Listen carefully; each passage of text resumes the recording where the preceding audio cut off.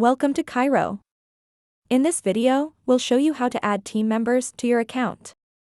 To perform this action, you need to be an org admin. First, log into the KYRO web app at app.kyro.ai. Next, click Admin and then E-Users from the left-hand menu. Click on Invite Users on the top right corner. Fill out the following information: first name, last name, email, and select the appropriate role for each team member. Lastly, click Send Invite.